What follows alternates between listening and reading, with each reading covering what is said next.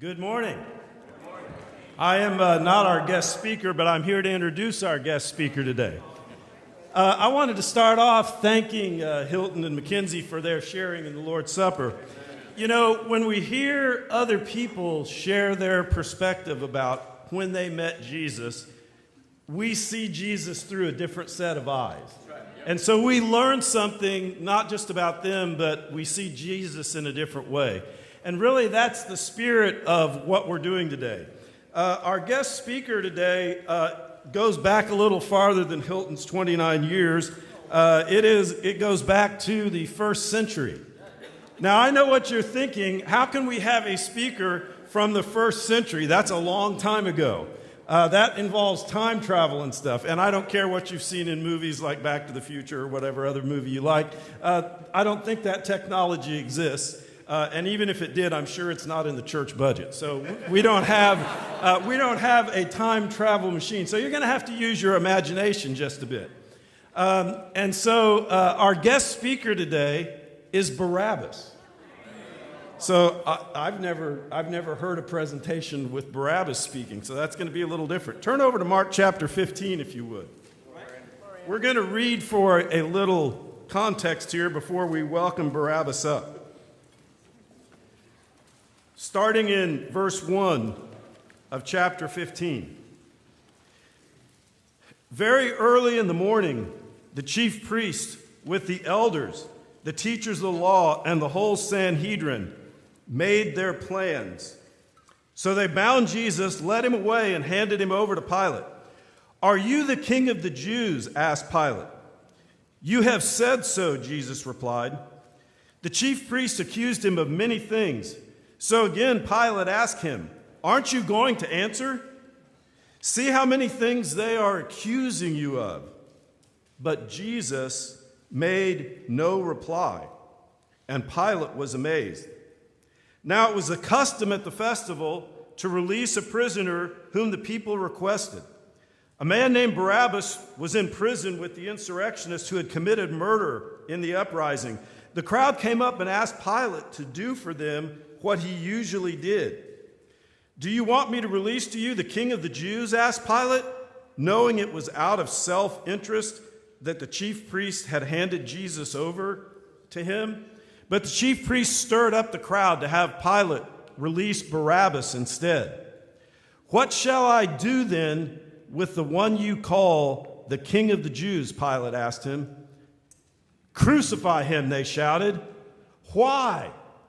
What crime has he committed?" asked Pilate. But they shouted all the louder, "Crucify him!"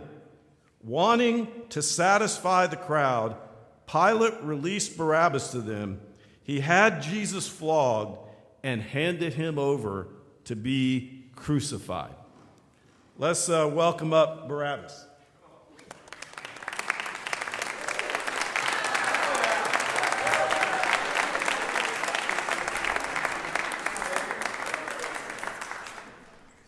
Wow.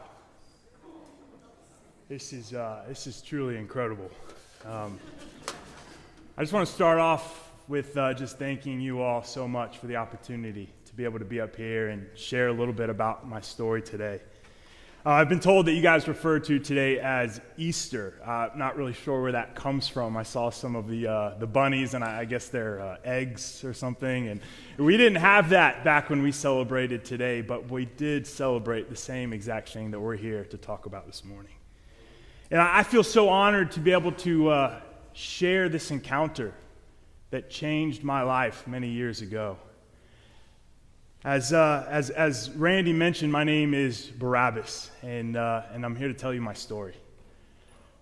I grew up in a small town right outside of Jerusalem in Judea. It was a town where everybody knew each other. Everybody was family. My whole entire life, I remember we lived under the control of the Romans. From a young age, I saw friends and family treated horribly by the Roman soldiers stationed in our town. I remember local businesses that I grew up going to having to shut down because the taxes that were put on them were too much. As I grew older, I remember seeing friends beaten and some of them even killed because of disobedience to Caesar. You know, these things that I saw and experienced growing up, they grew in my heart.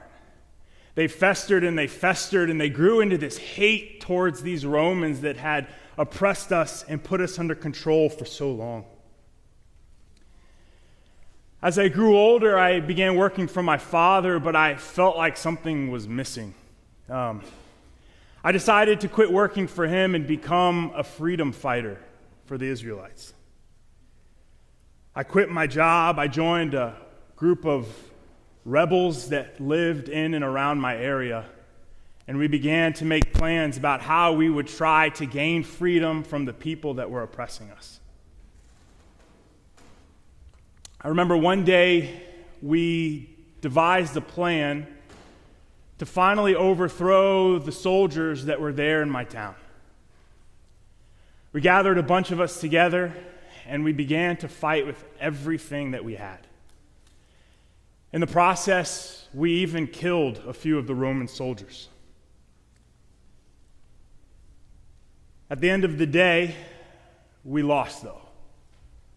I saw many of my friends killed by the Romans, and then I myself, as the leader of this small group, was arrested. I was accused and ultimately found guilty of terrorism and murder against Rome. Soon enough, I was put in a prison cell in Jerusalem, where I spent a countless number of days just waiting for what I knew was going to come. You see, back then, if you had any kind of rebellion against Rome, and certainly if you killed any of their soldiers, the only thing that you had to look forward to was crucifixion. I knew they were going to make an example out of me for anybody else who wanted to seek and fight for freedom.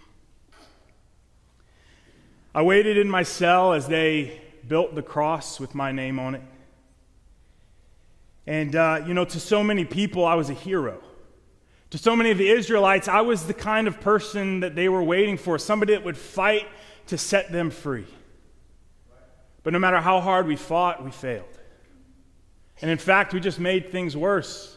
Now I couldn't be there for my family and my community, and the punishment that they put on my town for the crimes I committed was unbelievable. I remember sitting in prison, counting my days, and then I remember one night they brought a man in, and they put him in the cell right across from mine. And I remember I could see him, and I could see everything that went on with him. I remember when they brought him in, he was blindfolded, and they were hitting him as hard as they could in the head. They were punching him, and they were saying, "Hey, prophesy. If you really are this incredible man that you say you are, tell us which one of us is the one that hit you." And throughout the whole thing, this guy just stayed quiet. I remember they spit on him, they beat him some more, and throughout the entire night, they harassed him so that he had no chance to sleep or rest. I remember thinking, man, this guy seems like such a coward. If these people were doing this to me, man, I would fight back. I would show them what happens when you mess with somebody like me. This guy was quiet. He let it all happen. It seemed like the more that he didn't respond, the more that they did to try to get a response out of him. He was pretty messed up the following morning.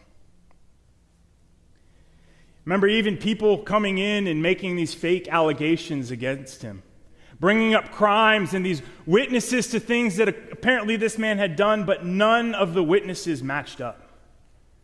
And I remember through all of that, this man remained silent.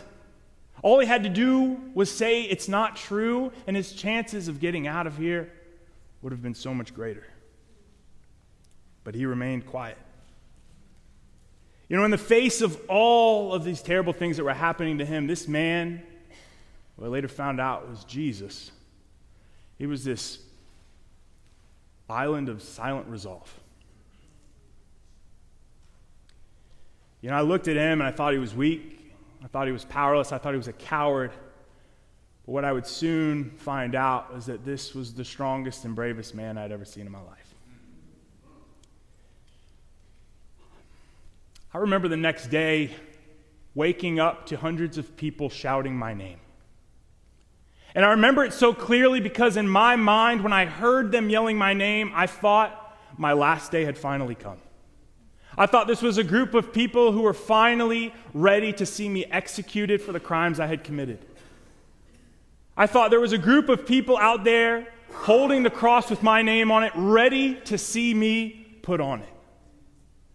As they shouted my name, my heart dropped. And as the jailer came to my door, I remember retreating back to the corner of my cell thinking, man, if I can just make my life last 1 minute longer, it'll be worth it. I remember he opened the door, and I thought, is there any way I can fight my way out of this? Is there anything I can say, anybody that I can give up, any information I can give you to prevent myself from having to go through what's about to happen? But then the jailer said the words that have stuck with me ever since that moment. He looked at me and he said, you're free. He said, Barnabas, you get to live. I couldn't comprehend what he had said at first. Telling me that I was free, it didn't make any sense. I couldn't make sense of it. At first I thought this was some kind of cruel joke, just give me a little bit of hope before you take it all away. One last opportunity to tear me down. Then I thought maybe this was just a way for them to try to get me out of my cell to make bringing me to my cross a little bit easier. It didn't make any sense. But as he left the door open, he walked away. And it was then that I realized that this might actually be real. He walked away, and I was free to leave the cell and the death that I had been waiting for. You see, at that moment, I rose from the dead. At that moment, I went from certain death, a dead man walking, to a second chance at life. All because this man that I saw as weak and powerless ended up taking my place. Never in my life had I felt so much relief at one moment. Never in my life had I gone from such a place of despair and darkness to a place of hope and deliverance. Everything changed and I couldn't make sense of it. Why would somebody take my place? I remember as I left the prison, as I was walking out, I remember looking over and I saw the man Jesus. He was standing next to Pilate in front of a crowd of hundreds of people. And as I walked by, I remember he turned to me, we locked eyes. And I remember the look on his face was like a smile. It was like he winked at me like everything that was happening was part of the plan. It was like he was glad to see me leaving the cell in order for him to take my place. I didn't understand what was going on at the moment. I looked forward to nothing but death for how I had lived. And yet here was this man who nobody had any real crime against taking my place. I left the prison, and I remember I had nowhere to go. I never planned to be set free. I had no plan or place to stay that night. I just started walking. And I remember as I was walking, I walked by some houses and I noticed blood on the door frames of these houses. And then I realized and remembered we're in the middle of the Passover festival. We're in the middle of the festival where all the Israelites are celebrating God passing over them, giving them a second chance at life, sparing the lives of their children while the Egyptians died and the Israelites were set free. And I remember I had never once connected with the Passover so much in my life. An innocent lamb taking on the consequences of guilty people so that it might pass over them and life and freedom be given to them instead. This Jesus had become this exact lamb in the Passover for me. When I realized this, man, I broke down. I broke down. I understood that God was doing something incredible in my life, and I still didn't understand what, but I realized I had been given a second chance. Death had passed over me. You see, I should have died that day. I killed people. I killed people who were doing their job. I killed a father and a brother and a son, all because I stopped trusting God to deliver me and tried to deliver myself. And yet here was this man who took my place. He took my punishment. He took what I deserved. And I think the hardest part of all of it was to see just how innocent and pure this man was that took my place, this Jesus. I remember looking at him and everything that he went through in that cell. I thought, man, in the place where I had fought and fought and fought, he remained still. I remember I had crime after crime pinned against me, and this man was innocent. I remember thinking, man, nobody had a crime brought against this guy. The only reason he was being crucified was because a group of people persuaded and pushed an evil governor to do so. His life hung in the balance of politics and reputation, not justice. I remember, man, I hated the people that did that to me. And this man loved them. And yet he took my place. A few hours after I was released, news began to spread that this Jesus was in fact crucified. We found out that he had been put on the cross that originally had my name on it, and they replaced it with the name King of the Jews to mock him one last time. You see, my last few days in prison, all I could think about was crucifixion. All I could think about was the pain and the torture and the suffocation and eventually the death that I was going to experience any day now. I remember I didn't sleep. I didn't eat for days on end because I was so afraid of this moment that now happened to Jesus. I remember they said that he died quicker than they expected. But it made sense because they had flogged him so severely beforehand. Most people would have died at that. But he went to the cross and he died there. And as news about his death began to spread, I remember seeing pockets of people in the streets weeping out loud. I remember seeing people finding out that this Jesus had died, feeling like all hope was lost. It seemed like there were people who had given up everything to follow and know this man. And now everything that they had believed and hoped for had vanished. People thought this could actually be the Messiah. They saw the miracles he did. They saw the teachings that he did. They saw the way that he loved people, and they thought this has got to be it. But now he was dead.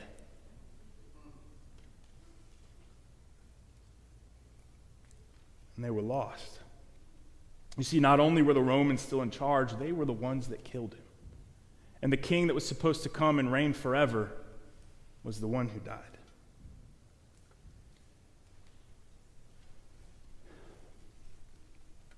It was a couple days later, when it seemed like there was no hope left, that whispers about something unbelievable began to arise. You see, people began to talk about the fact that the body of Jesus had somehow disappeared. That somehow this body of this man who died 3 days earlier was all of a sudden gone. You see, at first people thought it was his disciples. They thought that they had come and stolen the body away, and at first that seemed like a good understanding of what happened. Some people thought it was a joke, but as more and more news came out, we realized that was impossible. You see, not only had they put a massive boulder in front that took over 20 soldiers to move, but they had soldiers standing guard for 24 hours a day. Even Roman soldiers were coming out talking about, where is the body? How could it have disappeared? Nobody understood. It didn't make any sense. And while we were all confused, we still were left hopeless. But what happened next changed the entire world forever. You see, at one moment, all the hope that had disappeared a few days earlier came rushing back into the city. All the people that thought this man was gone and wasn't who he said he was started to believe again. You see, I had gone from death to life because of Jesus, and now people were saying that this man had gone from death to life as well. They were saying that although he died on that cross and was buried, he was somehow alive again. I remember people running into the synagogue and saying not only did they see him, but they spoke with him, saying that they actually touched his body, the holes in his hands and in his feet, and they touched the hole in his side. It was hard to believe that Jesus had come back. He was dead. We were sure that he was. They had put a hole in his side to make sure, and he had spent 3 days in a tomb. And yet people were saying that he was somehow alive again. I remember people coming back and saying this, but I remember especially the people who doubted him most coming back and exclaiming they had seen him as well. And it was at that moment that I realized I wasn't the only person that day who was given a second chance at life. You see, when Jesus beat death himself, he gave the world a chance to escape the death that they deserved, the consequences to their actions, and have a chance at life as well. You know, his resolve, his peace, his silence, all of it finally made sense to me. The man that he was and the way that he was willing to take my place, it all made sense. You know, today as I'm here with you guys, we get to celebrate the resurrection of Jesus because it means resurrection for each and every one of us as well. I fought for freedom. I gave up everything I had to try to set a few people around me free. But it was that day that Jesus taught me what real freedom was. He taught me that freedom from sin was the real way to have the full life that I had been looking for. And after that weekend, I had a choice. I could either go back to the way that I had been living, or I could begin to live for this man that took my place. You know, needless to say, my life did change that weekend. I never personally saw Jesus resurrected, but I knew many people that did, and their stories still move me today. But what I have seen personally is so many people go from death to life because Jesus took their place on that cross. People who are dead in their sins and brought back because they saw what Jesus did for them. You know, it's incredible to be here this morning to see hundreds of people who have been moved by the resurrection, the story of Jesus dying and coming back to life for them. And if a guy as twisted and as guilty as me could have a second chance at life, then so can anybody. As we celebrate Jesus' resurrection today, I first of all just want to thank you so much for the opportunity to be able to share.